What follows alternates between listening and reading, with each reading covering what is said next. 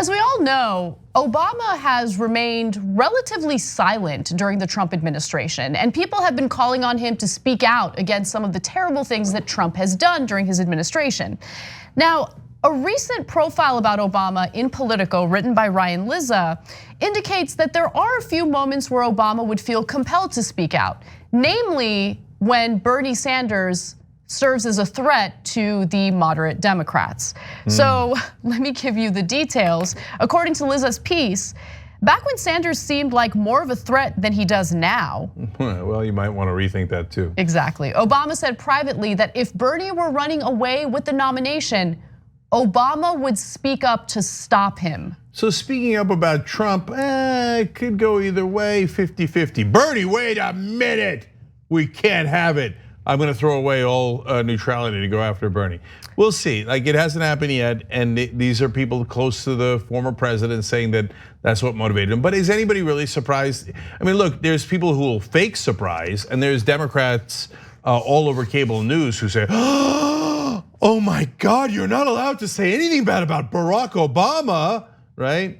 So yeah, I don't believe that. I think that Obama is human. I think he did good things and bad things. And if he is in this conservative group of Democrats, which he most certainly is, well, then his priorities are clear. Okay, I'm gonna make a statement, and it's gonna sound like a strong statement, but I really mean this. I think liberals are the unspoken threat to our democracy. Okay, so you got to clarify what you mean by liberals, because everybody uses words in different ways. When I say liberals, I'm referring to people like Obama, right? So I see them as different from progressives. I see them as moderate Democrats. It's the best way to describe them. Yeah, liberals who pretend like they care about, let's say, social justice issues, but those are really the issues that they try to, I guess, rehabilitate their reputations with, when in reality, they're screwing those communities economically. They're screwing all of us economically. They see people like Bernie Sanders as a threat because Sanders isn't a threat to us. Sanders is a threat to their fortune. Sanders is a threat to their profit motive. Sanders is a threat to their donors. Yeah, look, I don't love the word liberal in that context. I know people do use it in that context. I think moderate Democrat, conservative Democrat, corporate Democrat, establishment Democrat makes sense. I think that Obama honestly is all of those things. And so I used to say while he was president that if he had a wrestling nickname, it would be the establishment.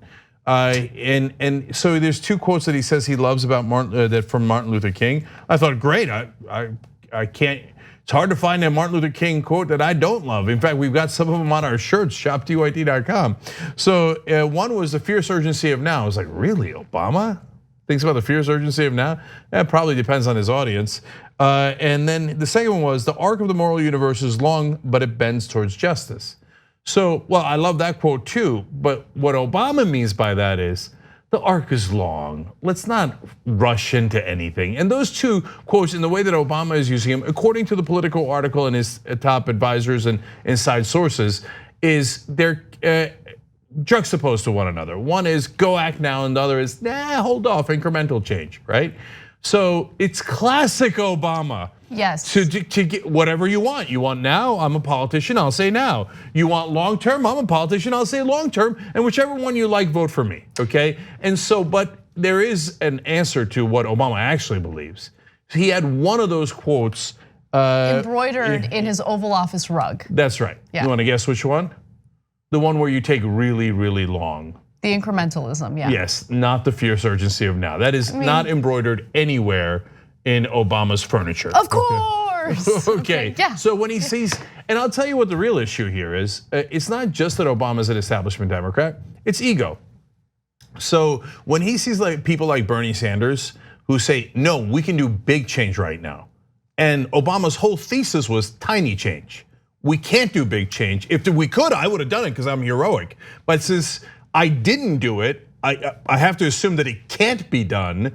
And if anybody shows me up by doing big change, well, that'll hurt my legacy and that'll hurt my ego. So Trump, I could take it or leave it, but Bernie, man, if that guy has any chance, I'm gonna jump out in front, break all of my etiquette, my beloved etiquette, to go attack Bernie Sanders. Yeah, he won't break etiquette in order to defend Americans who have suffered as a result of the cruelty of the Trump administration. He doesn't care about those people. But what he does care about, and you're absolutely right, Cenk, is his legacy. I mean, that comes up over and over again in this piece, and it's something that we already suspected. I'm gonna provide evidence of that in just a second, but let's finish on what he had to say about Bernie. So Liza continues to write, when it comes to Sanders, I asked one close advisor whether Obama would really lay himself on the line to prevent a Sanders nomination. I can't really confirm that, the advisor said. He hasn't said that directly to me. The only reason I'm hesitating at all is because, yeah, if Bernie were running away with it, I think maybe we would all have to say something, but I don't think that's likely. It's not happening. No, they view him as an existential threat. Yes, they do view him as a threat, like economically, we know, right? To their best interests. To their consultant businesses, their lobbying businesses, their corruption industrial complex.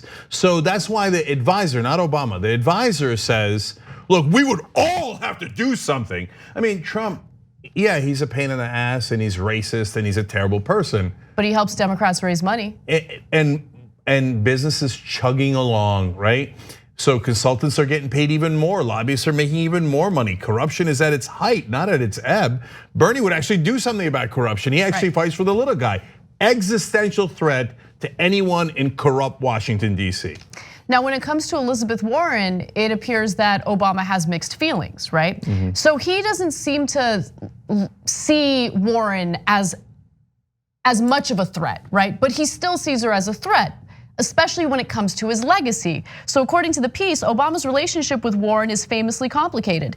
Back in early 2015, Obama said privately that if Democrats rallied around her as their nominee, it would be a repudiation of him, a clear sign that his economic decisions after the Great Recession had been seen as inadequate. What did I tell you? What did I just tell you? No, but like- My legacy, my legacy. Yeah, but Cenk, what's amazing to me is the truth, right? And he knows what the truth is. He knows that his economic policies didn't go far enough to help Americans. In fact, I think that his administration and the fact that so many Americans felt left behind opened the doors for a lunatic like Trump, right? But at the same time, instead of having this moment of self-reflection and trying to figure out, like, damn it, there's something that I missed. There's something that I should have done, right? He's decided, no, I'm gonna try to, go against a candidate who might actually do more for people in terms of economic justice, because I don't want to face the reality publicly that I was a failure for a lot of Americans when it came to economic justice. And so look, Obama is incredibly popular in the country and certainly within the Democratic Party. Why? Well, a couple of reasons. One, for all of our left-wing critique of Obama, he was a good manager. If you needed someone to manage something, Obama was an incredibly smart guy who could, he's the opposite of Trump in that sense. A terrific, competent manager, right? If you're looking for bold leadership, you ain't gonna get it from Obama. That's just not who he is. And so he believes in incrementalism. I don't know anyone who would actually deny that. But in terms of his popularity, so you got a good manager, and he seemed to be a good steward of the stock market and the economy, and the unemployment numbers dipped, et cetera. So give him credit for all the things he deserves credit on. And then the mainstream media, they're also the establishment. So they loved Obama, a social liberal, economic conservative that maintains the status quo. I mean, the defining trait of the Obama-Biden years, and I say in this case Biden, not just to throw Biden into the lot for political reasons, but because Biden actually negotiated this deal, was when Biden went to McConnell and said, I'll give you all of the Bush tax cuts made permanent except for 6%. So they gave away, and Bush couldn't even do that. Republicans under Bush couldn't get them made permanent. But Biden and Obama made 94% of those tax cuts for the rich permanent. And then bragged about how they raised taxes on the rich by 6%. But the rest of the mainstream media never pointed that out. They never, ever criticized them from the left. So the only thing that anybody ever saw was lunatic criticism of Obama from the right. So if you saw Fox News criticism of Obama, you'd think, well, those guys are insane. This guy seems rational. But then what's there not to love about Obama? So, and part of it is the issues MSNBC. I mean, look, I literally got removed from MSNBC. Well, you quit. Well, I quit, but they wanted me to move me to off of prime time, and they made it very clear because I was doing left-wing critique of Obama. Right. So there was state control over that cable news station, the one that was supposed to be on the left, and they could not tolerate any critique of Obama from the left. Exactly. So what does that leave people with? This image of Obama being golden. And then he gets such a lucky break if all you cared about was his legacy. And here I think it's a mixed record. Then he gets Trump afterwards. My God, if you want to look great, have Trump follow you. Yeah. Right? So now, look, to be fair to President Obama, he is actually troubled by Donald Trump. I mean, don't get carried away and think like, oh, he thinks Trump is great. No. Just not troubled enough to speak out. No, he does from time to time speak out. But yes, there is details in this story about how his advisors and him have long, what they called intense debates about whether to put out a statement about Trump's worst things from Obama himself or from a spokesperson as a conduit. Like, ooh, should we, the Muslim ban where he just is clearly discriminating against an entire religion. They had this giant long debate and at the end thought, a bridge too far for Obama to criticize it. Let's have the spokesperson put out a comment. Very bold. Very, very bold. Classic Obama, but it doesn't mean that he likes Trump. He does not like Trump, but there he's a little, slow to act. And if you think about it, Trump makes him look so good by comparison. So, hey, Trump bad, but God, I look great next to him. Well, Bernie, on the other hand, he could bring or apparently Elizabeth Warren, they could bring big change. And then I'd be embarrassed because it turns out I could have gotten big change, I just didn't try for it. Ooh, that one hurts. Thanks for watching the Young Turks, really appreciate it. Another way to show support is through YouTube memberships. You'll get to interact with us more. There's live chat emojis, badges. You've got emojis of me, Anna, John, JR. So those are super fun. But you also get playback of our exclusive member-only shows and specials right after they air. So all of that, all you gotta do is click that join button right underneath the video. Thank you.